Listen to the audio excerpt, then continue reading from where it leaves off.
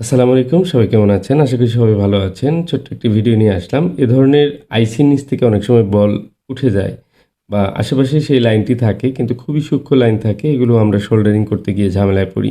আর এই লাইনগুলো কিভাবে খুব সহজে আমরা রিপেয়ার করতে পারি এই বলগুলো, সেই বিষয়ে আজকে ভিডিওটি।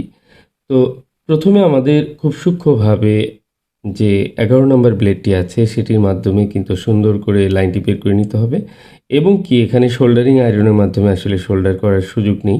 যে কারণে আমি হট এয়ার গানের মাধ্যমে একটু করে যে রিবোলিং পেস্ট থাকে সেটি দিয়ে আমি কিন্তু ছোট্ট চিকন একটি ওয়্যার জাম্পার করে নিয়েছি।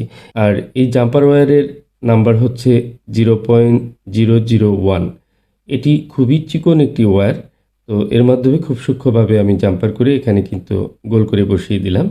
এবার আমি একটু ইউভি ব্যবহার করব। আর ১ম সোল্ডারিংয়ে ইউভি ব্যবহার করে তারপর একটু শুকিয়ে নিলে তারপর ঘুরিয়ে, ঘুরিয়ে পেঁচিয়ে আবার ইউভি ব্যবহার করলে খুব সহজে কাজটি কিন্তু হয়ে যায়।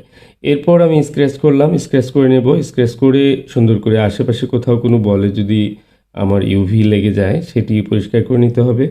এরপর আমি সম্পূর্ণ পরিষ্কার হয়ে গেলে এটিকে রিবল করব। রিবল করলেই কিন্তু বলটি এখানে সুন্দরভাবে হয়ে যাবে। বোঝাই যাবে না যে এখানে কোনো বল প্রবলেম ছিল। তো বলটা যেন সমান হয় সেদিকে খেয়াল রাখতে হবে। ছোট বা বড় হলে সেটি কিন্তু সমস্যা। আর আরেকটি বিষয় হচ্ছে যে স্ক্র্যাচ করার পর অবশ্যই আমাদের সেখানে কিন্তু জিআর নিতে হবে। জিআরটি ঠিক আছে কিনা, ভ্যালুটি ঠিক আছে কিনা। এরপর রিবোলিং হয়ে গেলে তারপর ফাইনালি আরেকবার জিআর চেক করতে হবে। ঠিকঠাক মতো জাম্পার হয়েছে কিনা, লাইনটা ঠিক আছে কিনা। এরপর কিন্তু আমরা আইসিটা ইনস্টল করে দিব। তো অনেক সময় দেখা যায় যে আইসি রিমুভ করার পরে এই লাইনগুলো ড্যামেজ পাওয়া যায় বা কোনো কারণে যদি এই লাইনগুলো ড্যামেজ হয়ে যায় তাহলে আমরা খুব সুন্দরভাবে কিন্তু খুব সহজে এই লাইনগুলো রিপেয়ার করতে পারি। যদি ২-১টি লাইন এ ধরনের প্রবলেম হয় এভাবে সলভ করে নেওয়া খুব সহজেই কিন্তু সম্ভব।